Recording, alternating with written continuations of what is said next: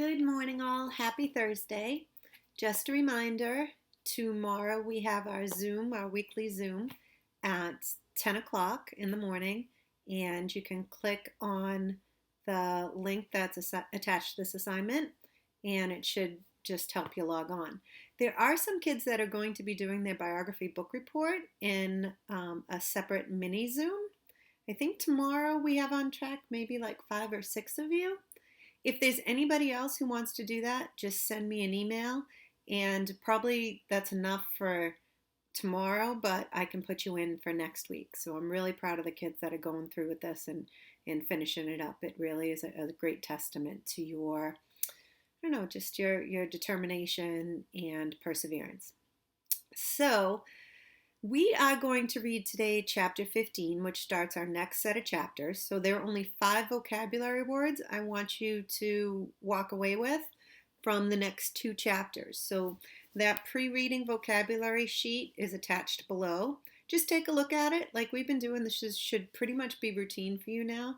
And, take an educated guess, look up the words you don't know, and then do the matching on Schoology. That probably shouldn't take you more. It should take you less than 10 minutes, I'm imagining. So go ahead and do that if you haven't already, and click on back, and we will start chapter 15. Okay, so I'm just going to go. If you paused me, fine. All right, so chapter 15. Now, they are on this hunt, which is well, once we read it, you'll get a sense of it, and we'll talk about it. I kind of think about it like maybe like a golf tournament or outing. It's more of a bunch of hobbyists than really die-hard competitive hunters. So you'll get the sense of that. At first, when I read this for the first time, I got nervous, and I thought, is this going to be dangerous? Is this going to be hardcore? But it actually is going to give you a lot of joy. Chapter 15. Over a dim rocky road in a northerly direction, our buggy moved on. I noticed that the road stayed at the edge of the foothills, but always in sight of the river. About the middle of the afternoon, we stopped at a small stream to water the team. Papa asked Grandpa if he intended to go all the way to the campground before stopping. "No," he said, "I figure to put up for the night when we reach Bluebird Creek. With a good start in the morning, we can make the campgrounds in plenty of time to pitch our tent and set up camp." Late that evening, we reached Bluebird Creek. We didn't set up our tent.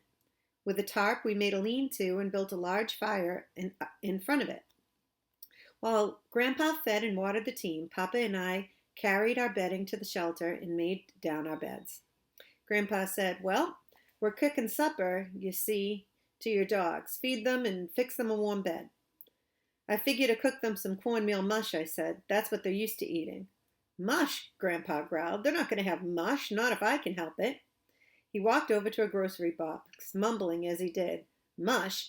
A hound can't hunt on a belly full of that stuff." He came back and handed me 2 large cans of corned beef hash, saying, "Here, reckon they'll eat this."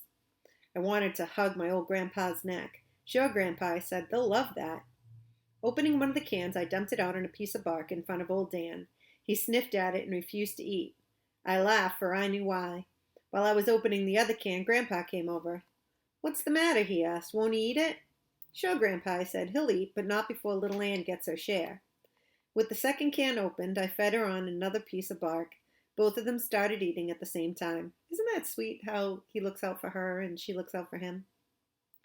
Because they would have to know if they had to split it in their own little dog minds. With an astonished look on his face, Grandpa exclaimed, "Well, I'll be darned. I never saw anything like that. Why, I never saw a hound that wouldn't eat. Did you train them to do that?" "No, Grandpa," I said. "They've always been that way. They won't take anything away from each other, and everything they do as one." Papa had overheard our conversation. He said, "You think that's strange? You should have seen what I saw one day." One of the girls threw 2 cold biscuits out in the backyard to old Dan. He stood and looked at them for a bit. Then, picking both of them up in his mouth, he trotted around the house. I followed just to see what he was going to do. He walked up in front of the doghouse, laid them down, and growled. Not like he was mad. It was a strange kind of growl. Little Ann came out of the doghouse, and each of them ate a biscuit. Now I saw this with my own eyes. Believe me, those dogs are close to each other. Real close. After Papa had stopped talking, silence settled over the camp. Grandpa stood staring at my dogs. In a slow voice, as if he were picking his words, he said, "You know, I've always felt like there was something strange about those dogs. I don't know what it is, and I can't exactly put my finger on it, yet I can feel it. Maybe it's just my imagination. I don't rightly know." Turning to my father, he said, "Did you ever notice the way they watch this boy? They see every move he makes." Papa said, "Yes, I've noticed a lot of things they have done. In fact, I could tell you a few that you would never believe. But right now, here's something you had better believe. Supper is ready."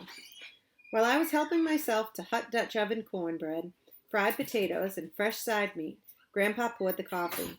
Instead of the 2 cups I expected to see, he set out 3 and filled them to the brim with the strong black liquid.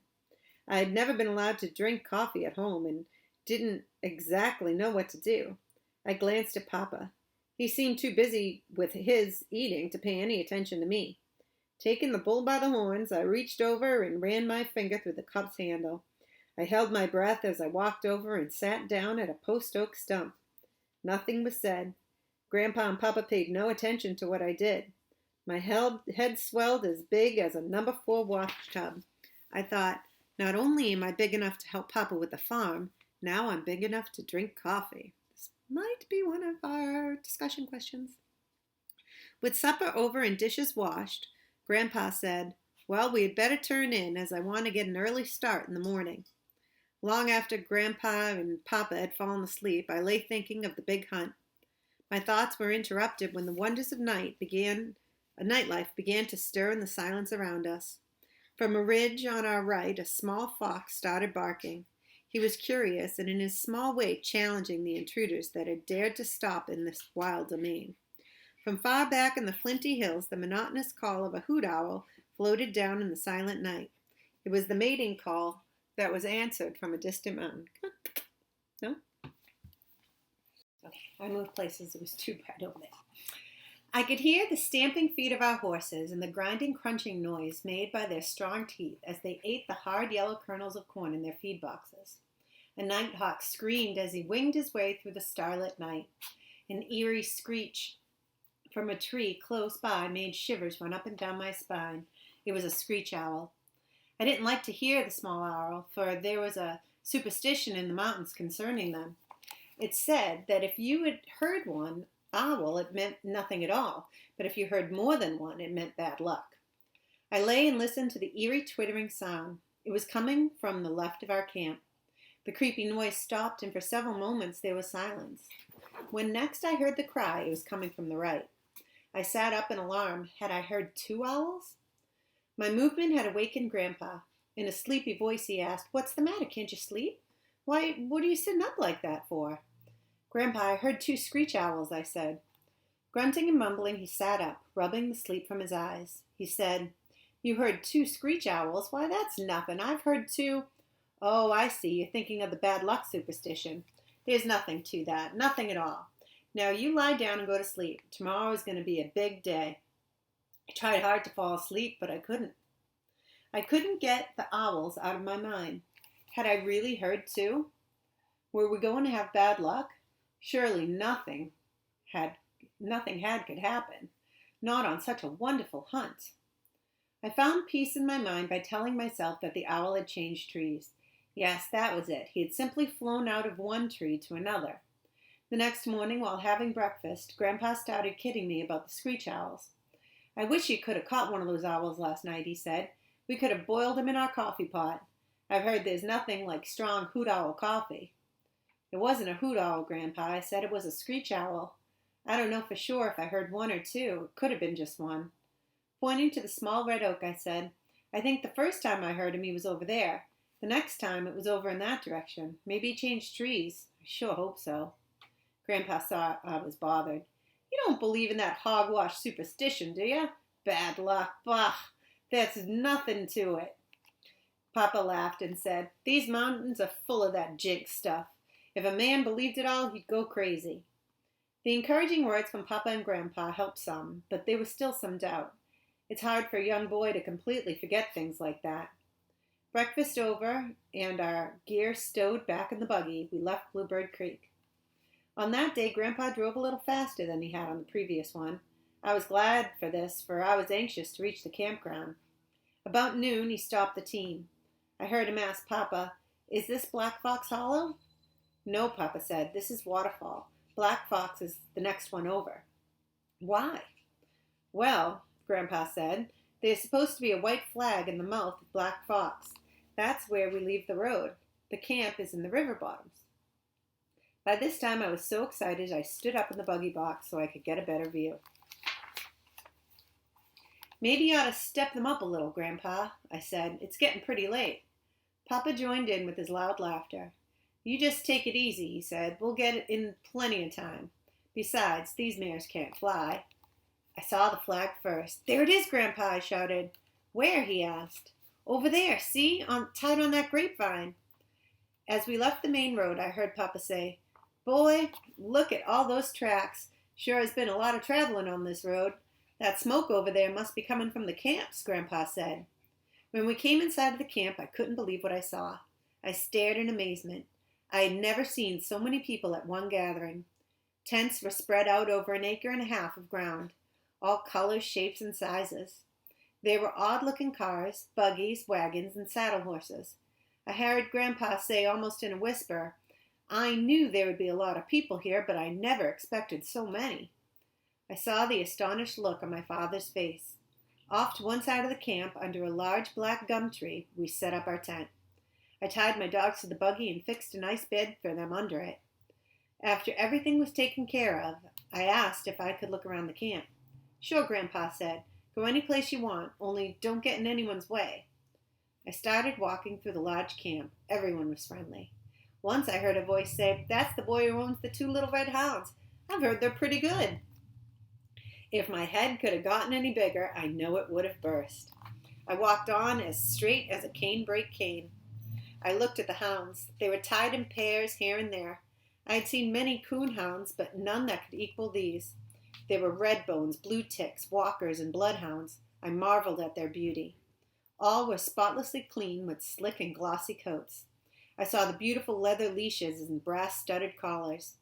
I thought of my dogs. They were tied with small cotton ropes and had collars made from old check-line leather.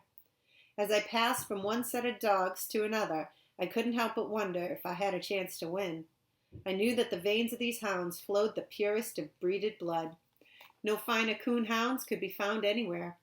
They came from the Smoky Mountains of Tennessee, the Bayou country of Louisiana, the river bottoms of Texas, and the flinty hills of the Ozarks.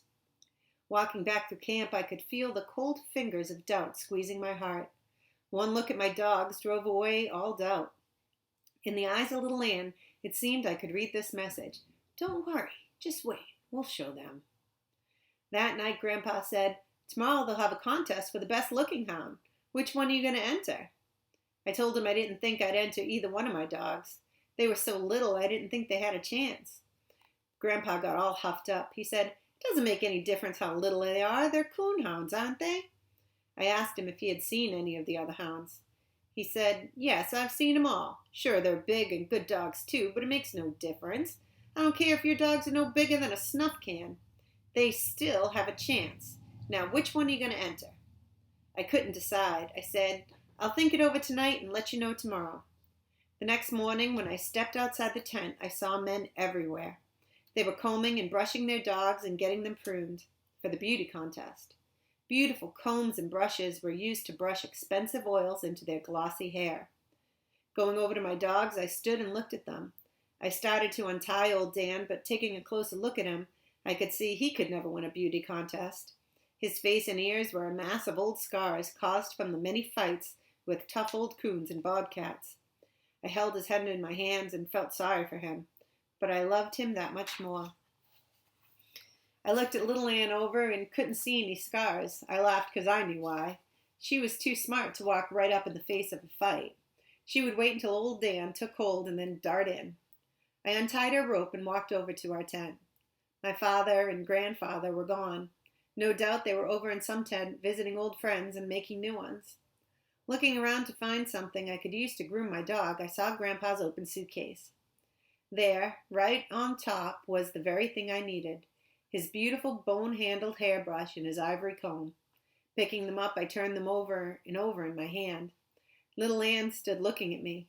Impulsively, I reached down and raked her from shoulder to hip with the brush.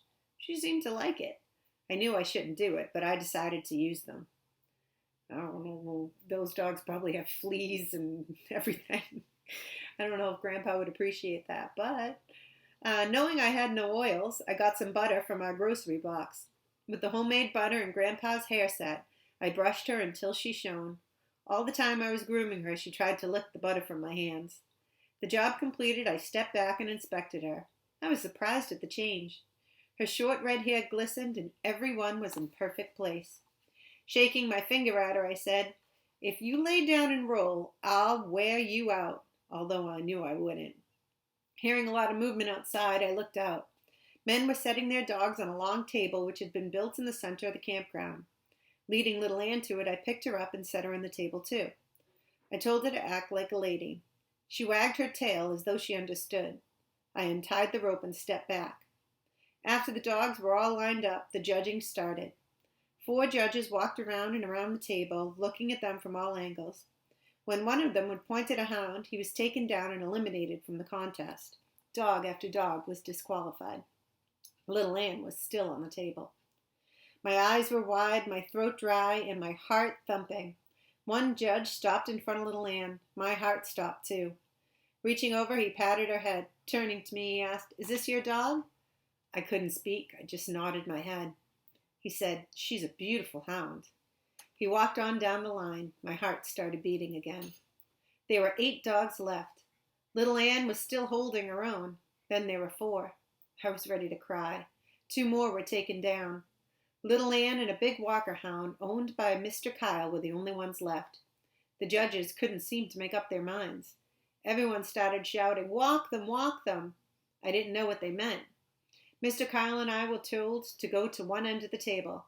Our dogs were placed at the other end. Mr. Kyle snapped his fingers and called to his dog. The big hound started walking toward his master. What a beautiful sight it was. He walked like a king. His body was stiff and straight, his head high in the air. His large muscles quivered and jerked under his glossy coat. But something went wrong. Just before he reached the end of the table, he broke his stride, turned, and jumped down from the table. A low murmur ran through the crowd. It was my turn. 3 times I tried to call to little Ann. Words just wouldn't come out. My throat was too dry. The vocal cords refused to work. But I could snap my fingers. That was all I needed. She started toward me. I held my breath. There was silence all around me. As graceful as any queen, with her head high in the air and her long red tail arched in a perfect rainbow, my little dog walked down the table. With her warm gray eyes staring straight at me, on she came. Walking up to me, she laid her head on my shoulders. As I put my arm around her, the crowd exploded. Oh! So they're impressed by Billy. Like, they think this is great. Oh.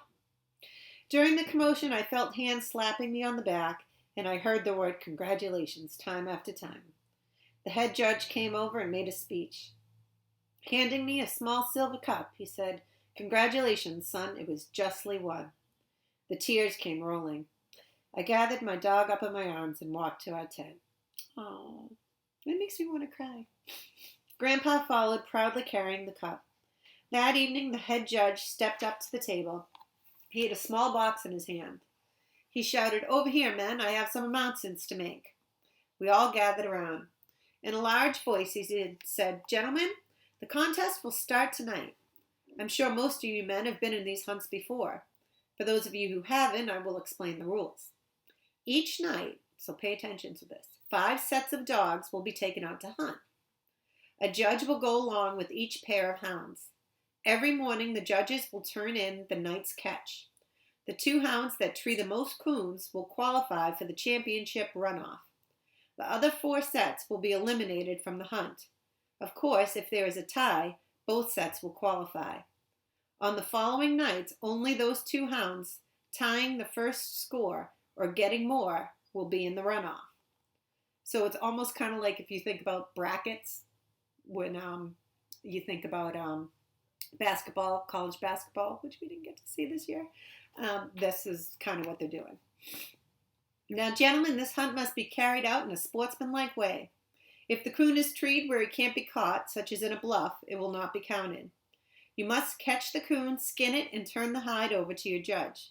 You are allowed to take an axe, a lantern, and a gun with a bird shot, which you can use to get a coon out of a tree. 25 sets of hounds have been entered in the hunt. In this box, I have 25 cards. Everyone in the contest will now line up for the drawing. The card you draw will tell you what night your hounds are to hunt. Walking along in the line, I noticed the beautiful red coats, the caps, and the soft leather boots worn by the other hunters. I felt out of place in my faded blue overalls, old sheepskin coat, and scuffed and worn shoes. But to the wonderful men, it made no difference. They treated me like a man and even talked to me like a man. When it came my time to draw, my hand was shaking so hard I could hardly get it in the box. So this means probably more to him than it means to them too. I think it means a lot to them, but it's more of a sport for them where this is really, his life. Pulling the card out, I had drawn the fourth night. After the hunters had left, we stood around our campfire sipping strong black coffee and listening to the baying of the hounds. Time after time, we heard the tree bark. Once 2 hounds came close to the camp, hot on a trail. We listened to their steady bawling. All at once, they stopped. After several minutes of waiting, a hunter said, "You know what? That old coon took to the river and in some way has fooled those dogs." Another one said, "Yes, sir, he sure has." A friendly hunter looked at me and asked, "Do you think he could have fooled your dogs?" Thinking his question over, I said, "Sometimes when I'm hunting, away back in the mountains or down in the river, I sing a little song I made up myself. One of the verses goes like this. You can swim the river, old Mr. Ringtail, and play your tricks out one by one. It won't do any good, old Mr. Ringtail. My little Ann knows every one." The hunters roared with laughter. Some slapped me on the back. Tired and sleepy, but with a smile on my face, I went off to bed. The next morning, 2 blue tick hounds from the Smoky Mountains of Tennessee came out in the lead with 3 big coons to their credit. The other 4 sets were eliminated. The following morning, all 5 sets of dogs were eliminated. None had even tied the blue ticks, although 2 sets had gotten 2 coons, and one of these had treed a third one in a bluff. That day, while eating dinner, my grandfather asked me if my dogs had ever treed 3 coons in one night. I said yes, 4 different times, but that's all. "Where do you think we should hunt on our night?" Papa asked. I told him if we could get our judge to go with us in the buggy, we'd be better off if we could go far downriver and get out of the range where the other dogs had hunted. He said, "That's a good idea. I'll see the judges about it." While I was washing the dishes, Grandpa said, "I think I'll shave." I should have left the tent then, but I wasn't done with my dishwashing. With a pin, Grandpa hung a small mirror in the tent wall. After much snorting, mumbling, and screwing of his face this way and that, the job was completed. Dabbing a little water on his iron gray hair, he reached for his brush and comb. Uh-oh. From the corner of my eye, I watched him. I tried to clean the beautiful brush, but hadn't been able to get all the short red hair from it. With 2 fingers, Grandpa pulled some of the hair from the bristles. Holding it in front of him, he looked it over carefully.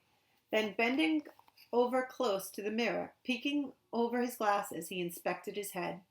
Straightening up, he looked at the brush again. Turning around quickly, he looked straight at me and said, "Say, young..." Not waiting for anything more, I scooted for the door. Crawling under the buggy, I lay down between my dogs. I knew he wouldn't be mad at me, but it would be best to stay away for a while. The third night, the blue ticks were tied by 2 black and tan hounds from the bayou country of Louisiana. All that day I was restless. I prowled through the camp. Every little while I would go and see how old Dan and little Ann were. Once I took 2 weenies from our groceries. I heated them and gave them to my dogs for a treat. Old Dan swallowed his down in one gulp and looked at me as if to say, "Is that all?" Little Ann ate hers in a ladylike way. I could have sworn I saw a small grin on her face. Grandpa was hopping around like a grasshopper, going here and there. Once passing a tent, I heard his voice. I knew he was bragging about my dogs. I smiled to myself. Another hunter stopped me and asked, "Is it true that your hounds have treed 6 coons in one night, 3 up in one tree, or is that just an old man blowing off steam?" I told him my grandpa had a little steam, but he was the best grandpa a boy had ever had. He patted me on the head, turned, and walked away laughing. So you can really kind of get the camaraderie and the sportsmanship that's going on with these guys. You can see the bird at the bird feeder behind my head too. You see him? All right. I will see your faces tomorrow on our Zoom. I hope you have a great rest of the day. Bye.